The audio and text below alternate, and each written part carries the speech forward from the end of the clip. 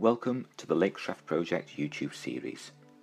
This video will look at Lesson 7, Mountain Names.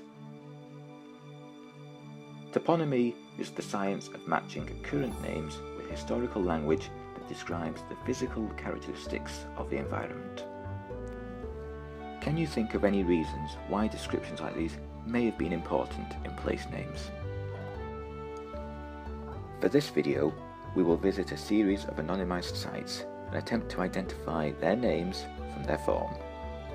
To start things off with an example, here we have hard knot, which comes from the Old Norse term knotra, which translates as compact hill with a craggy or rugged top. Can you see how the terrain might inspire that name?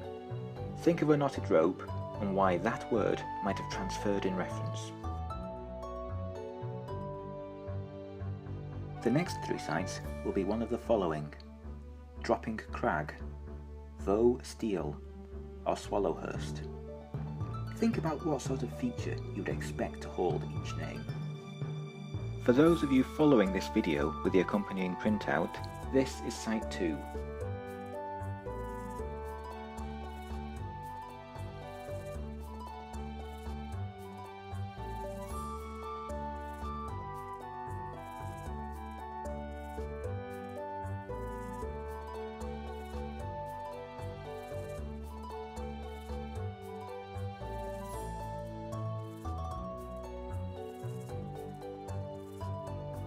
This is Site 1.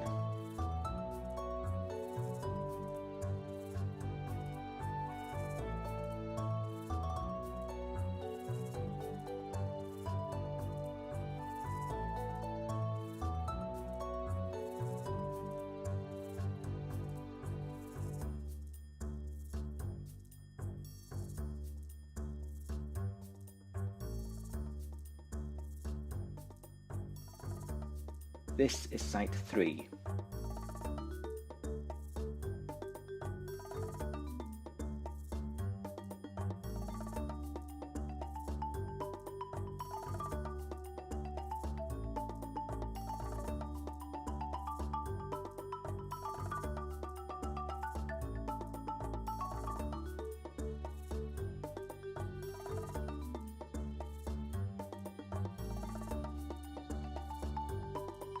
And these are the three matched up.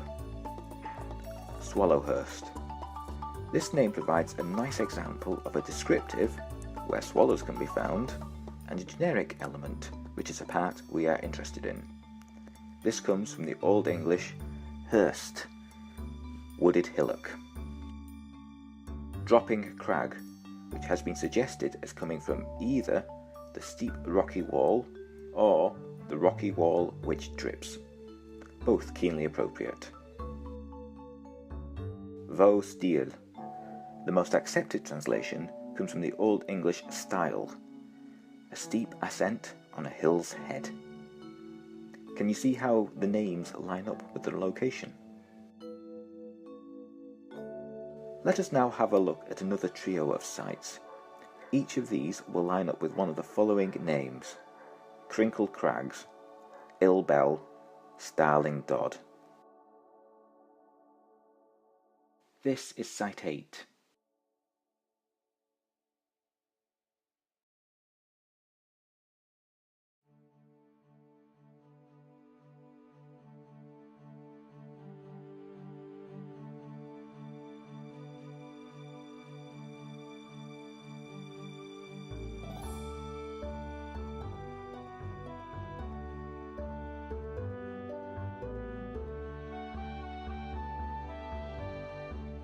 This is Site 7.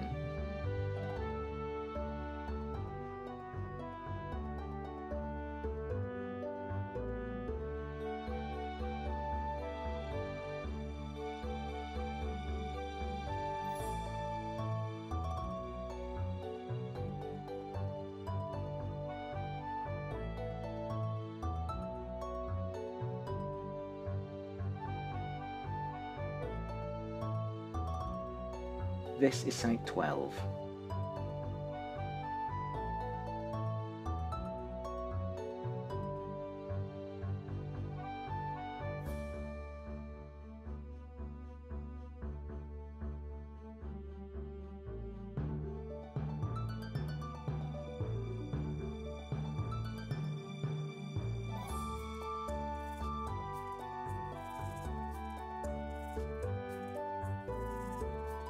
First of all, starling Dodd.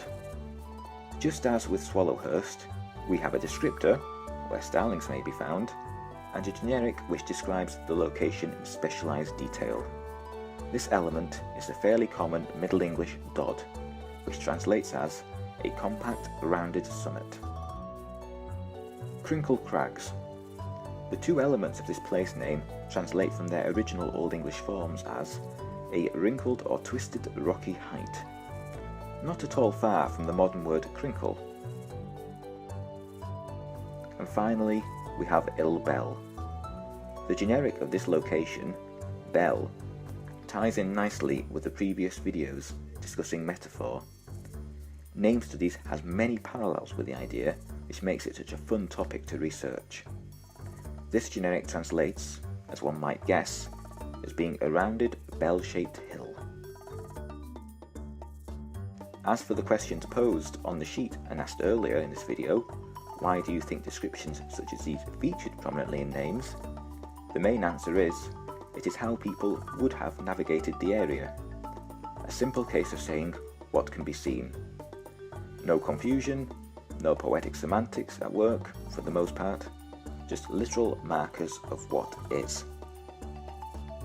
I hope you have found this lesson interesting, as the field of name studies and interpretation is a rich and fascinating field.